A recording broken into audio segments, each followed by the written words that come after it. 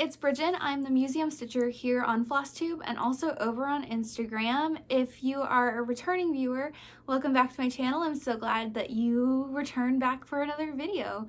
And if you're new here, hi, I am your friendly neighborhood museum professional who crafts in all of her spare time. This is my channel where I talk mostly about cross stitch, but I also have some knitting and some sewing and some other things to share of the crafting variety. So I hope you like what you see and you stick around. Today is a pretty good one. I've been in a very spooky season kind of a mood in my stitching recently, with some awesome new spooky season themed starts. I also have a good bit of knitting to share today, and I've got a few finishes. And yeah, it's set to be a good roster. I've even got a great book to share at the end. So I hope you like what you see, and I hope that you guys stick around. My channel is actually only about 50 subscribers away from 3K, which is absolutely wild. So as soon as we hit that, we'll do another big giveaway. So there's potentially a new giveaway next week that you might want to subscribe for. So it's been a pretty productive 2 weeks, but not a heavy stitching 2 weeks for me. That being said, I still did start quite a few things. My knitting bug has just kind of hit me again, and then it's just also been one of those, you know, 2 weeks where it's just a lot has been happening and I haven't necessarily had the itch to stitch. I didn't mean to rhyme that, but it did. Before we get into it, I did want to share a new Flosstuber that I've been watching, who I think you guys definitely need to go check out if you have not watched her channel already. It is Wilda Woman Crafts. I have been enjoying her videos so much. Her energy is great, her stitching is awesome, and I think you guys will get a kick out of her. So go give her channel some love, tell her that I sent you, and yeah, fantastic videos. I haven't been watching as much Flosstube recently as I should be. So yeah, hers is the channel that I wanted to tell you guys about today. So let's get into some Stitchy Finishes, shall we?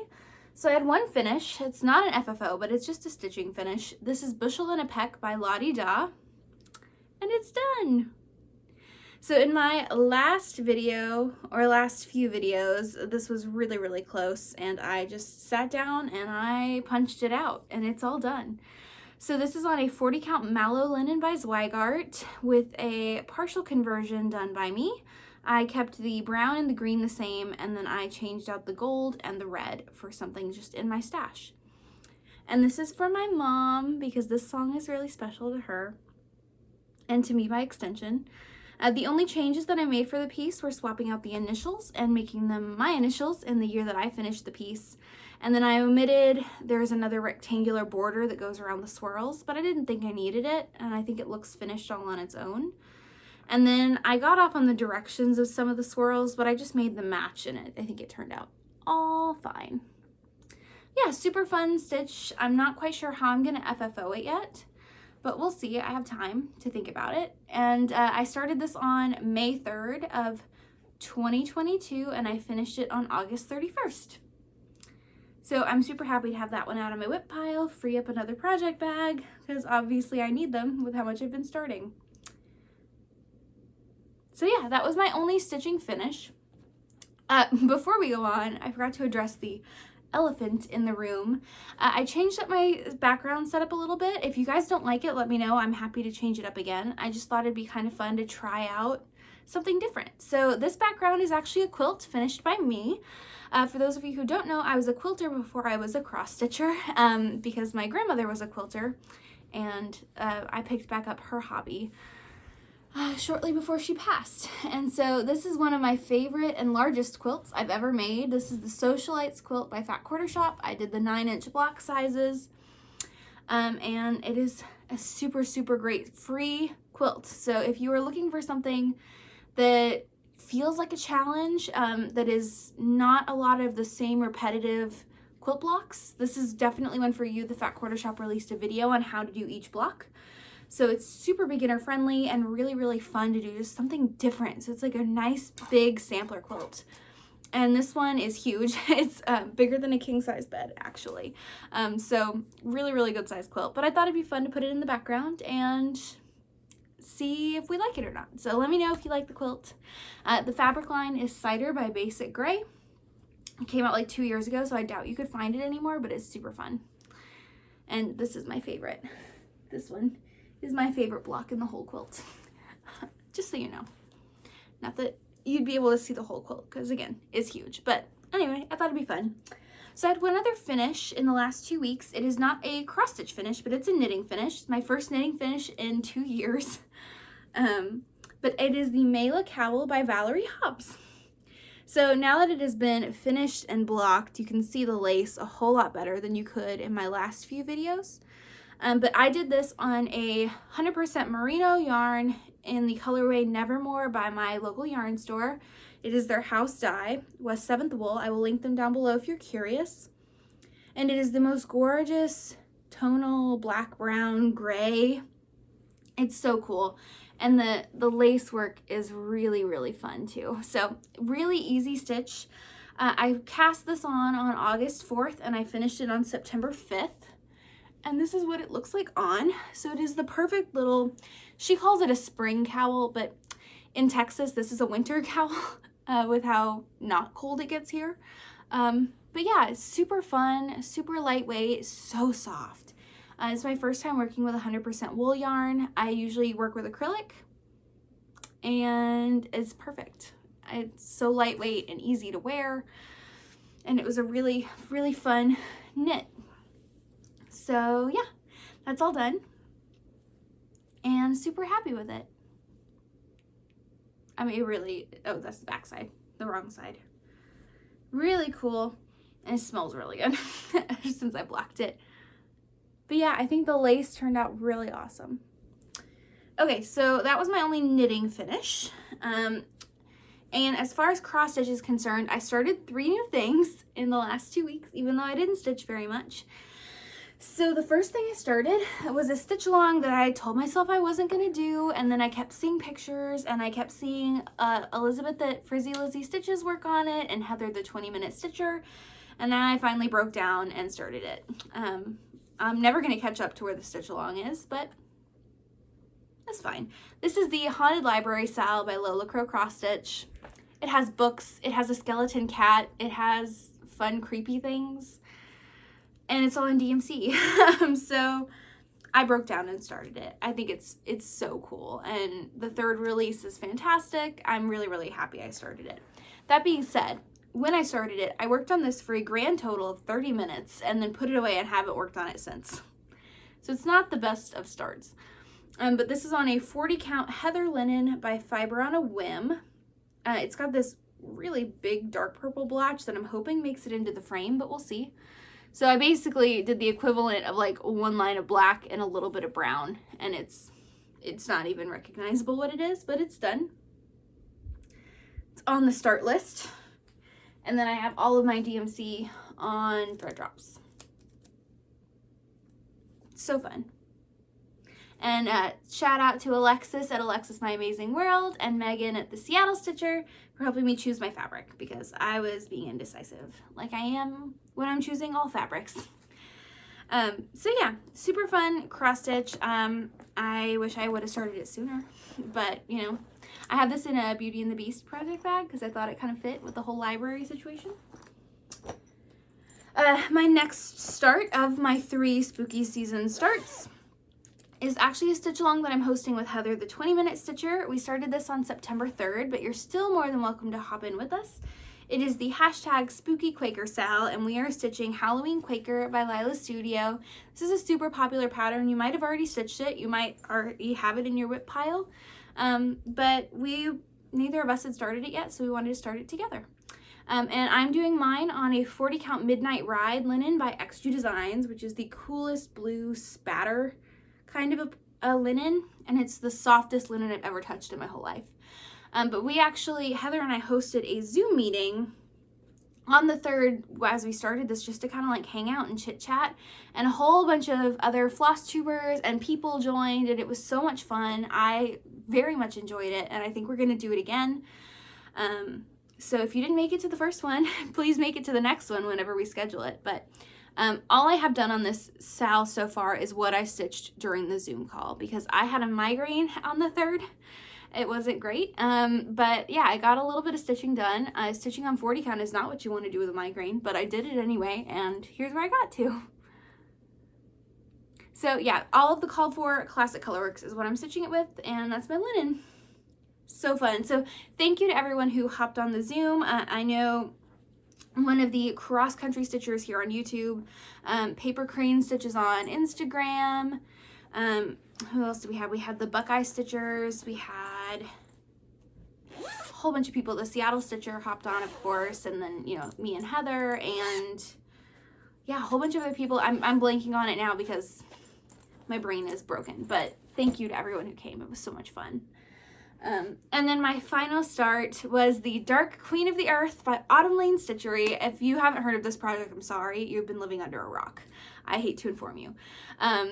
Anyway, I did not do Dark Queen of the Sea. I was not a cross stitcher when Dark Queen of the Sea came out, and I don't know that I'm going to go back and stitch her. We'll see. But Dark Queen of the Earth definitely is more of my aesthetic. Yeah, I love her. Or I love the idea of her. She's a mystery, so we only know what like a chunk of her dress looks like. That's it. But I had originally ordered the 32 count Nightshade Lugana dyed by Under the Sea Fabrics for her.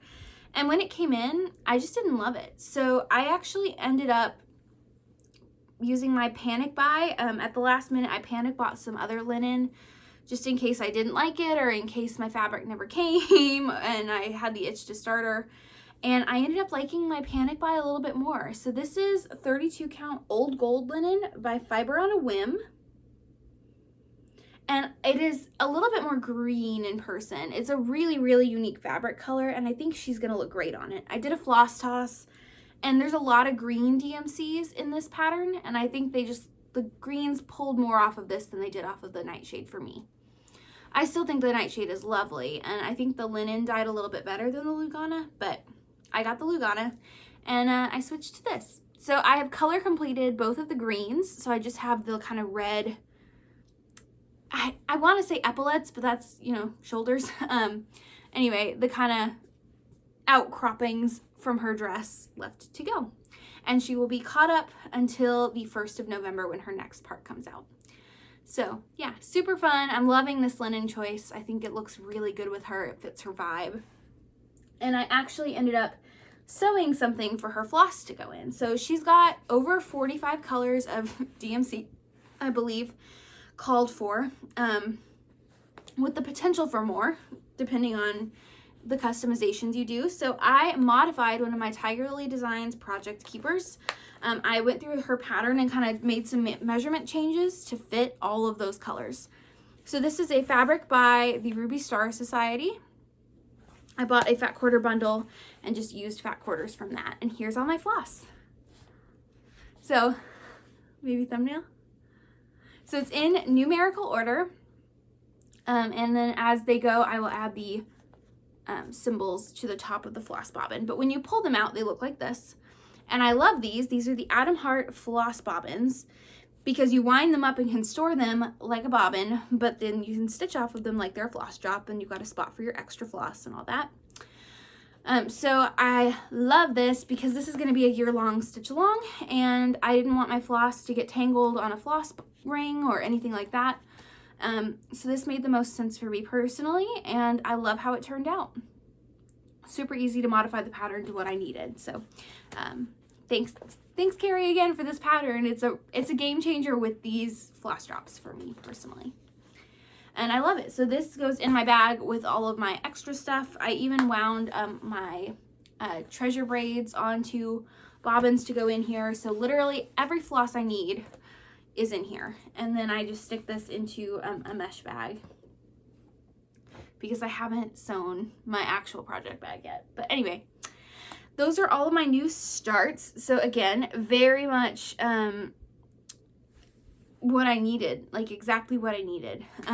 Spooky starts. My only other Halloween whip that I have going right now actually hasn't been calling to me recently. I think I might UFO it, and it might be part of my next giveaway. Just because I haven't been reaching for it, and I have so many other projects that I want to work on that I feel called towards, and I haven't done it yet. New starts. I did work on one other whip besides those new starts, while I was waiting for like my last few colors of DMC to come in the mail, and it is my Mirbelia. This is At the Met by Mirbelia Designs. And I didn't do a whole lot on her. I have her in my first Tiger Lily Designs project keeper that I ever made. Also on Adam Hart floss bobbins, which I have linked down below if you're curious. And she is on a 28 count even weave fabric that I dyed myself. And I didn't do a terrible lot on her, but I did fill in all of this black here. So, almost done with the black fill-in on the base of her skirt, and then we will move on. But she's super fun. I'll show you everything I have stitched on her, and this is probably my favorite piece of fabric I've ever dyed. So cool. I just used Rit dyes to get this effect. Yeah. So that was the only other whip I worked on. Everything else was knitting this week, actually. So I have some cross stitch haul, and then we'll talk about knitting and yarn, and then books. So cross stitch haul wise, I got a few things. I got my very first fabric of the month from Bee Stitch Me. I signed up for her fabric club. I'm getting her 40 count Verdal in the neutral colorway every month because she doesn't have linen yet, and I like a 40 count. This is not another sampler, and it's lovely. Great, great pale vanilla toned neutral is I think the best way I can describe it.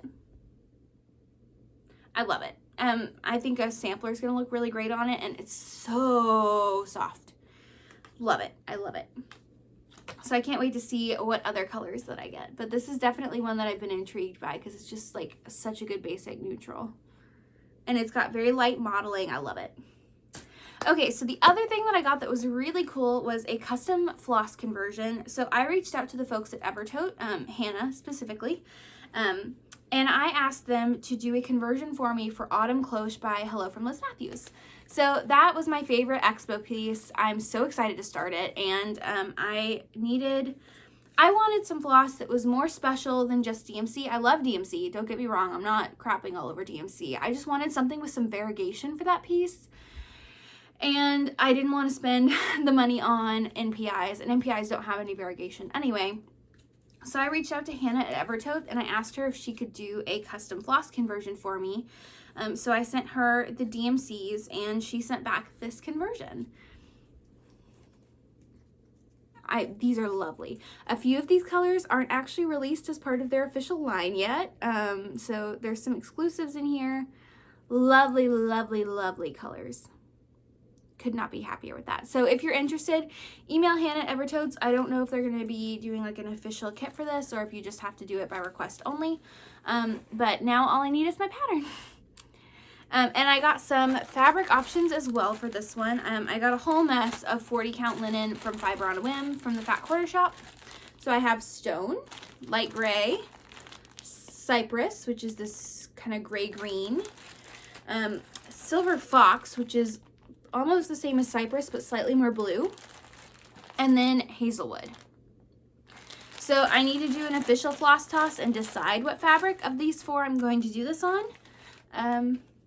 But yeah, I really like the way, I think Hazelwood or Silver Fox is going to be my winner, but we'll see. So that was everything I got cross stitch haul wise. Not a huge haul for me. I'm doing pretty good. I have been spending more money on yarn. Okay, so let's talk knitting. If you're not here for the knitting or the crochet or... Oh, wait. Wow, I'm all over the place. I also got my Color and Cotton September Thread of the Month Club, so if you're not interested in seeing that, look away. I will give you spoiler alerts.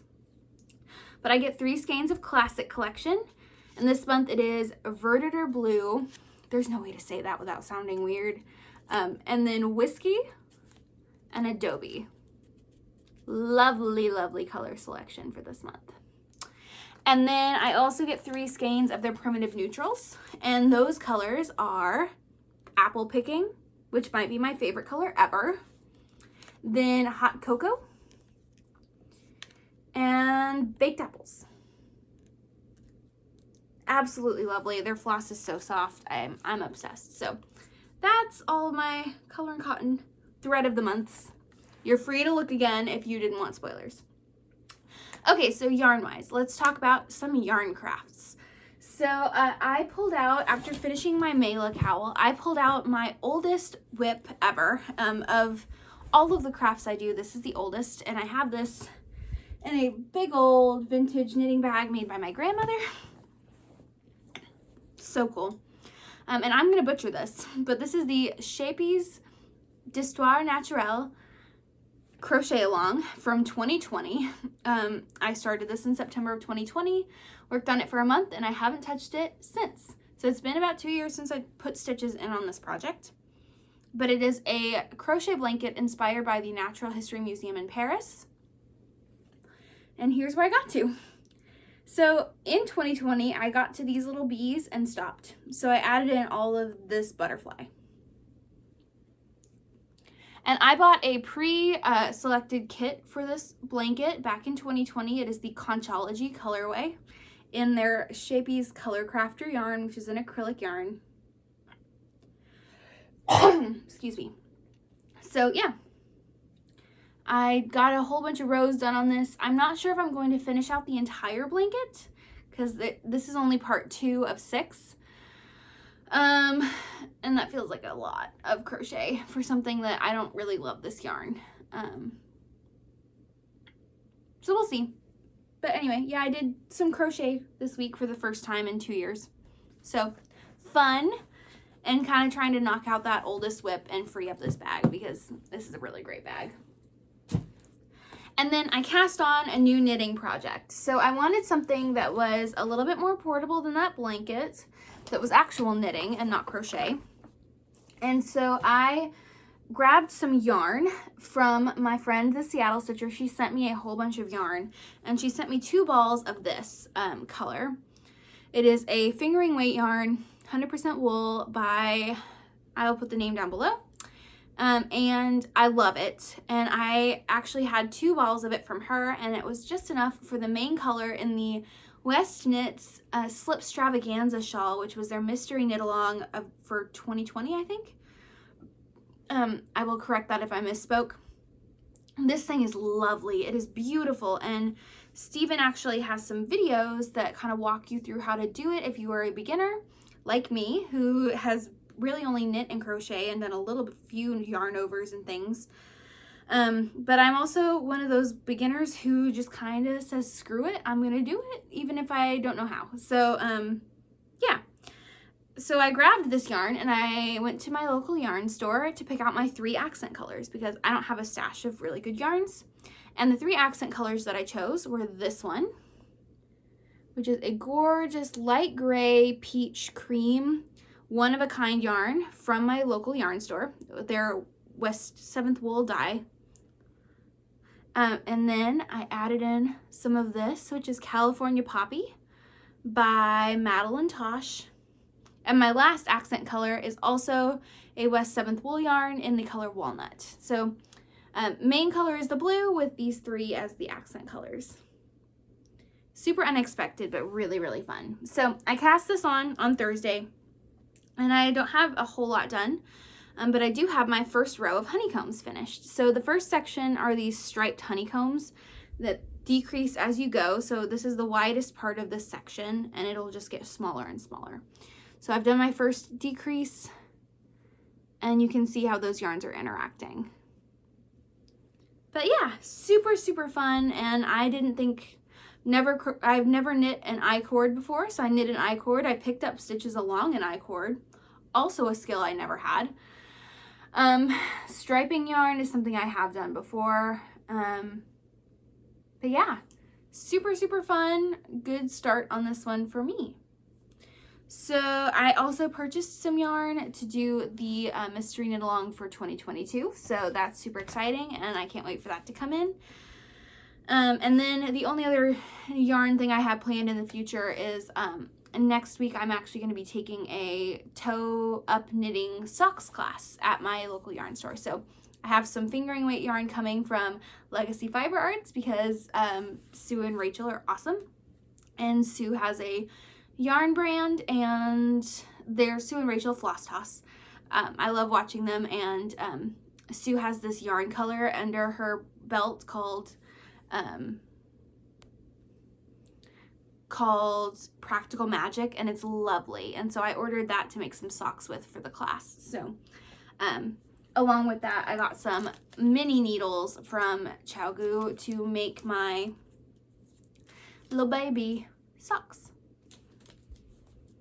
So that is everything craft-wise. I do have a book to tell you about if you're interested in books, and that is Book Lovers by Emily Henry. This book is great if you just need something easy that sucks you in. I loved it. I gave this 5 stars on Goodreads. My Goodreads and my Ravelry and my Instagram are all linked down below if you're interested. But the main character was really easy to like and to empathize with, the book is so self-aware. So it's a contemporary rom-com where this woman takes a trip with her sister to a small town and ends up falling in love. I don't think that's necessarily a spoiler, but she's kind of a high-powered career woman. She works as a literary agent in New York, and she's kind of had this unlucky in love situation happen where guys tend to go on business trips and never come back. And so she's going on her small town fantasy, and it's super, super fun. There was a twist at the end that I thought she was laying up for a different twist than it ended up being, but it was super cute. I found myself laughing along with the narrator. The audible narrator for this book is actually, I believe, the same narrator who did The Invisible Life of Addie LaRue, and she's one of my favorite audiobook narrators to listen to. So I loved it for that reason as well. I'm definitely going to be picking up some of her other reads. I'm actually leaving in about an hour to head down to Waco for a friend's goodbye party. And I think I'm going to grab the people we met on vacation to listen to on my way there and on my way back tomorrow. So that'll be super fun. But that is the only book I have to tell you about. So go pick it up if you haven't yet. It's really, really good. And the chemistry between the two main characters, I very much enjoyed. It was really, really fun. So that's everything for this last few weeks. Feels like I haven't done that much, but I've also done quite a bit at the same time. Yeah, kind of a wild week. But I will see you guys in about 2 weeks with my next video. Thank you for watching and subscribing and liking and commenting. If you've made it this far, leave me a comment with